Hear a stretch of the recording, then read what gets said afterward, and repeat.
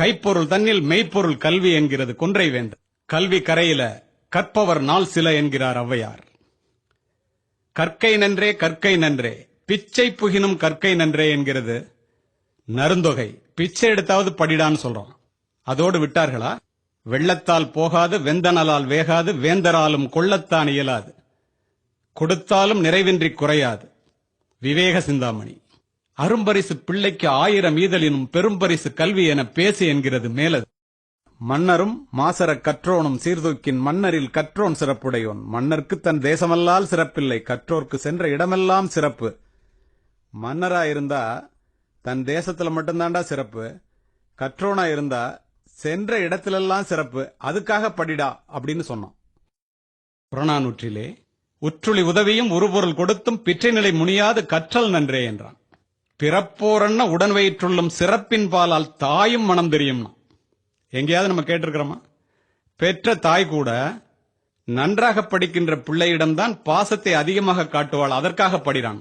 வேற்றுமை தெரிந்த நாற்பால் உள்ளும் கீழ்ப்பால் ஒருவன் கற்பின் மேல்பால் ஒருவனும் அவன்கட்படுமேன்னா. எந்த குலத்தை சேர்ந்தவனா இருந்தாலும் சரி, அவன் படித்தான் என்றால் அவனுக்கு கீழே தாண்டா மத்தவன்லான்ட்டான், அதுக்காக படிடான்.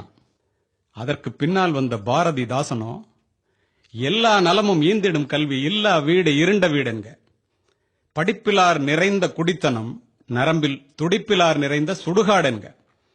அறிவே கல்வியாம் அறிவிலா குடும்பம் நெறிகானாது நின்றபடி விழும்னா.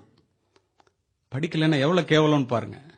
கல்லாதும் கேளாதும் கற்றோர் அவை நடுவே சொல்லாடுவாரை அஞ்சற்பாற்று என்கிறது நன்னறி. காண மயிலாட கண்டிருந்த வான்கோழி தானும் அதிவாக பாவித்து தானும் தன் பொல்லாச்சிறகை விரித்தாடினால் போல் கல்லாதான் கற்ற கவின். இன்னும் ஒருபடி மேல போய் வள்ளுவன் சொன்னான், கல்லாதார் சொற்காமுறுதல் முளை இரண்டும் இல்லாதால் பெண் காமுற்றற்றுன்னு. மார்பகங்கள் இல்லாத பெண் உடல் இன்பத்தை அனுபவிப்பதற்கு ஆசைப்படுவதைப் போல படிக்காதவன் படித்தவர்கள் சொற்களைப் போல பேச வேண்டும் என்று நினைப்பது என்று கூறி சென்று விட்டான். சிறு வயதிலே கிடைக்கின்ற வாய்ப்பை பயன்படுத்தி நாம் படிக்கவில்லை என்றால் காலம் முழுவதும் உடல் உழைப்பை மட்டுமே நம்பி மாடாய் உழைத்து ஓடாய் தேய்ந்து போவதை தவிர வேறு வழியில்லை மாணவர்களே.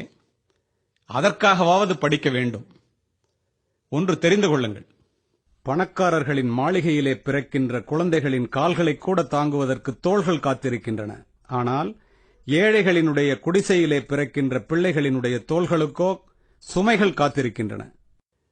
பணக்கார வீட்டிலே பிள்ளைகள் வளர்ந்து பிறக்கிறார்கள், ஏழைகளினுடைய குடிசையிலே பிள்ளைகள் பிறந்து வளர்கிறார்கள். வளர்ந்து பிறப்பது வாரிசுரிமை, பிறந்து வளர்வதே பிறப்பின் பெருமை என்பதை மாணவ சமுதாயம் தெரிந்து கொள்ள வேண்டும். அதற்காக கல்வி வேண்டும். மாணவர்களே, ஒன்றை தெரிந்து கொள்ளுங்கள். என்னையும் மாவட்ட ஆட்சித்தலைவரையும் இங்கு அழைத்திருக்கின்றீர்களே, சற்று சிந்தித்து பாருங்கள்.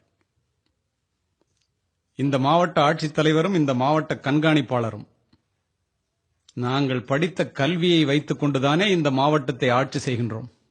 பணக்கார பிள்ளைகள் மகாலட்சுமியால் பிறரை ஆளும் போது, ஏழை பிள்ளைகள் சரஸ்வதியால் கல்வியால் மட்டுமே பிறரை ஆள முடியும்.